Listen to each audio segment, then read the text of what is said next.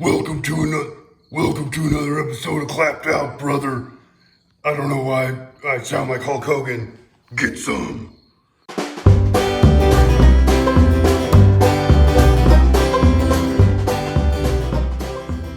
Okay, so the garage is a complete mess. The 240 is torn apart. I didn't film this video like I normally film videos as I go. I have been sporadic with filming because I've had so many different balls in the air, but I'm gonna take you back to square one right after I pulled the engine and transmission out of the 240, and this is what I found in the short block. Okay, popping the drain plug and letting the short block just kind of run itself dry. This is what the drain plug looks like. So that's probably fine. It's no big deal. So they quick-created some sort of concrete mix, the lower oil pan, and first thing I see is the oil pickup tube, and we got some stuff. It doesn't look like bearing, it just looks, I'm not sure what the hell. I'll have to dig in a little further, but oil pan is absolutely just destroyed with junk, metal and everything. So lower oil pan and upper oil pan are off. It has ARP rod bolts, which I don't understand why anyone runs ARP rod bolts on stock rods. I haven't seen a stock rod bolt fail, and it seems like every time anybody does put extra or aftermarket rod bolts on their stock rods, they have nothing but problems. Anyway, here's what I'm looking at. Clean rod bolt, nice and clean, pretty clean, good. That's, I cleaned the tops of these off the same as I did the others, just with some brake cleaning. That one looks a little warm. So first bearing on the rearmost cylinder is trashed. I mean, it's not dug in, it's not peeling, but it's just destroyed, it's burnt. And the second one is not looking any better at all. This is gonna be just a common theme, I think. This one up front is the one, the rod bolts are just straight blackened. And I'm curious, I have not popped this before, so, oh, she's on there. Look at that. I know what the problem is. God. So this is the rod cap off that front cylinder, and you can see the journal itself is completely destroyed. The bearing spun. I mean, that's all she wrote. It's not worth saving, honestly. I wouldn't rock a cut crank with what you can get one of these crankshafts for.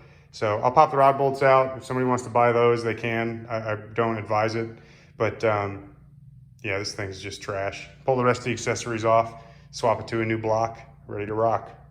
I didn't mean to rhyme. I'm very sorry. You'll have to pardon me taking a rye. I'm gonna wipe my clemp here in a second. Woo, I feel better now. Now we can get into the nitty gritty and I can show you guys what the plan is for this car. And actually I'll go through kind of the other stuff I pulled out of the car as well. I'm gonna get to this pile of parts in a second, but first let's go over here. This is a bunch of the assorted components that came out of the car. We have R154 trans with I don't know what kind of shifter. It just came right apart. The bolts weren't secured. They were just backing out. The oil pan and stuff from the engine that let go.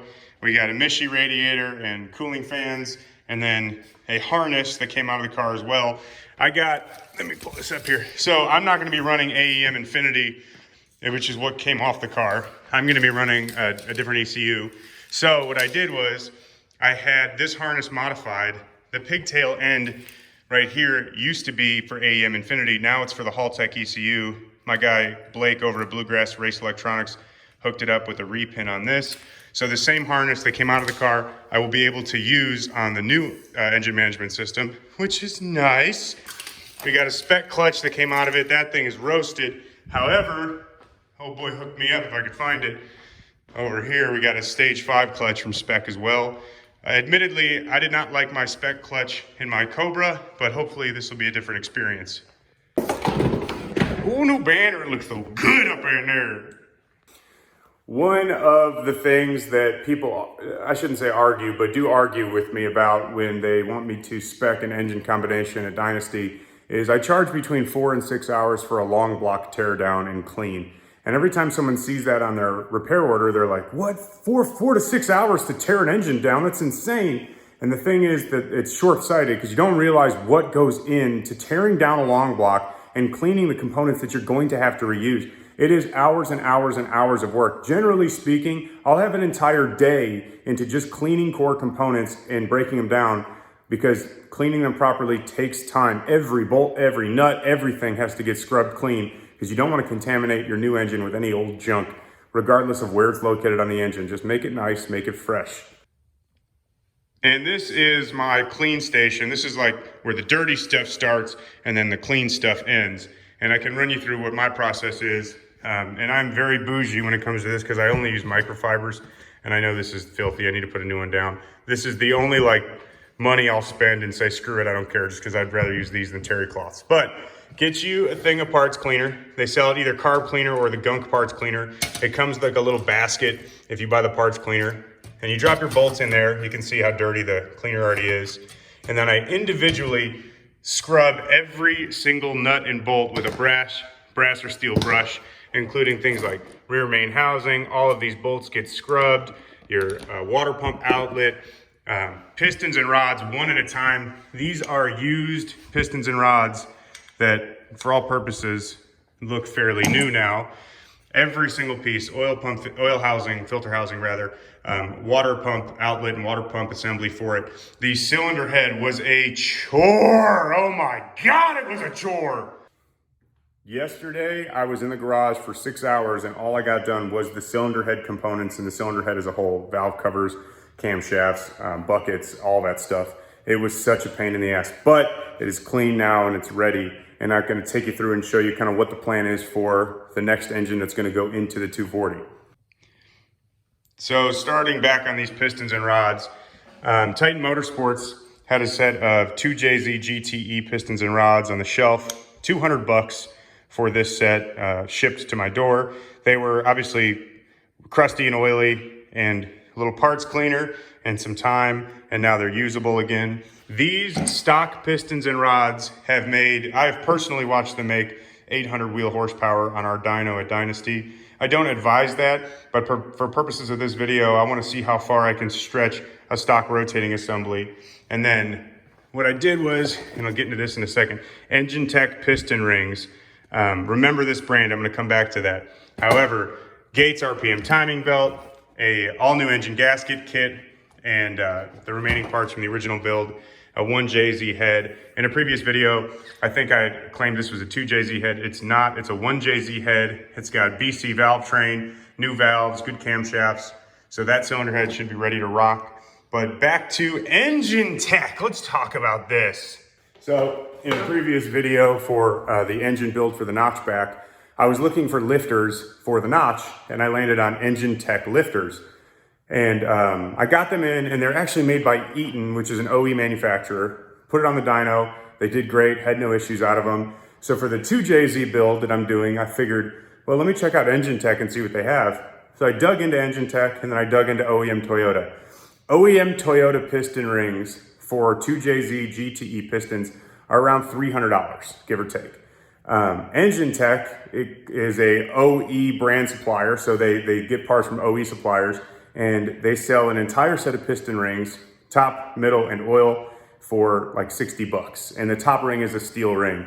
So I figured, you know what, screw it. The lifters did fine. I bet their piston rings will do fine. And I ordered an Engine Tech kit. The other thing I ordered from Engine Tech was a full gasket kit as well. Well, the gaskets that showed up, the first thing I noticed is on the box, it said something along the lines of fire ring. Well, I pull the head gasket out and it's a multi-layer steel head gasket. I mean, it's exactly what I would buy from Toyota or you know, wherever. So I'm gonna wing it, I'm gonna trust it, I'm gonna see how it does because they did well on my other stuff.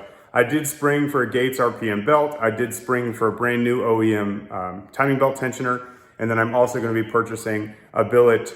They make the timing belt bracket from Titan Motorsports or Buck Performance or any of these, a lot of these super companies, 2J companies have their own billet tensioner bracket. So some of those things, I'll get into that when the long block goes together. But I threw caution to the wind and I said, Engine Tech did me good on the notch. Let's try it on the 2JZ build. Now, while my head studs that are disgusting are soaking, I'm going to run you guys through the total cost implication of building this 2JZ and what I have into it. I generally don't talk about the money side of this because I just assume that people think that I'm a billionaire because I build all these super nice projects with all these premium tools, and definitely nothing from like Lowe's or like Harbor Freight. I don't use anything like that. You know, you take a look at my tools and you see, oh my God, dude, Snap-on. I mean, definitely not Pittsburgh. Snap-on tools everywhere. This dude balls out. Look at the organizational skills. I mean, I got a Bic lighter. Like, get some, buddy. Okay, for the sake of arguing, I don't have a value on this head because it came with the car, but I'm gonna put $1,500 of cost into that head, which is a huge overshoot. You can pick up a 1JZ head for a couple $100s, but I know people will complain because it has cams and valve trains. That's not how much it cost you, so $1,500, let's say that's what that cost. I got $1,500 into the cylinder head. I have $300 into a 2JZ short block. I have $200 into pistons and rods from a 2JZ GTE, and I have about $200 from gaskets and miscellaneous stuff. So the piston rings, the timing belt, the new timing tensioner, stuff like that, a couple $100 total into all that. So you add this stuff up, what do you get? 15 plus 3, you got $1,800, $2,000, $2,200 top to bottom. So I got $2,200 so far into this refresh. If you take a step back and you look at what this can accomplish, should everything go correctly, it's not a bad way to spend the money. When you're comparing it to an LS, a lot of people will say the LS is the better bang for the buck. So let me spit some truth into your face hole. So let's dive into what it takes to build an LS engine, a similar setup, a junkyard LS engine. And a lot of people are going to be in the comments on this saying, oh, I can get it cheaper. I know you can. We're going by averages. Cool. 5.3 from a junkyard, $750. Okay, I know I can get it for $400 from my local blah, blah, blah, blah. I know you can. That's fine. I don't care. Cam kit, $650. I can get it cheaper because I know somebody that's a dealer that'll give me dealer price because I'm an asshole and I don't like to support companies. I know you are. It's fine. Timing set, $100. Lifters, $300 for genuine LS7. Gaskets plus an oil pan, $300. That's $2,100 plus an oil pan. Our oil pump, $2,250. Now take a step back. You know what I'm not including? A new cam retainer plate, any of the miscellaneous hardware inside you want to replace, ARP camshaft bolts, ARP harmonic balancer bolt. I'll leave all that shit out, but I'll tell you this, $2,250 for a junkyard LS. If you want to argue that point, you can. You want to just pull it out of the yard and throw it in, that's fine. I don't care. Or $2,200 for a junkyard 2J build. I want to squash this debate once and for all. Everybody, I don't care what you like more. Both engines are freaking awesome engines. Both can do the damn thing. Both have their perks. This one, in my opinion, sounds super dope. This one makes a ton of torque. This one, you pull up to a JDM Hot Boy meet with your stance wheels, everybody starts clapping. This one, you pull up to a JDM Hot Boy meet, everybody starts booing. If you like haters, this is for you. If you like to act like a JDM Hot Boy, this is for you. And I am a JDM Hot Boy at heart. Suck it. So, in summation, both of those combinations are super potent. I said it in the last podcast, if you listen to our podcast, I am tired of the LS stuff. Not that I don't like it or love it. It's a great platform, but I wanted to venture into something other than LS again. And the car presented a great opportunity. The 2J setup is something I'm familiar with from working at Dynasty, and I'm excited to see what we can do with it. The other thing that I have kind of rolled out on my personal Facebook page is that I have parted out and sold the drivetrain out of the RX-7. So the engine, the transmission, the electronics have all been sold to a very good friend of mine. And that car is going to be undergoing some changes as well. A lot of people have asked me what I'm going to do, what I'm putting in it. The answer, honestly, is I'm not sure yet. I'm not 100%. I would like to stay with the V8 variant because the car is already set up for it. But as far as having a car that I enjoy, I just don't enjoy the car anymore. It's just not fun. Building a car like that to race it a couple times a year, it's not for me. So I finally just pulled the trigger on it and, well, pulled the plug on it, I guess. I do not have the time to race this car competitively.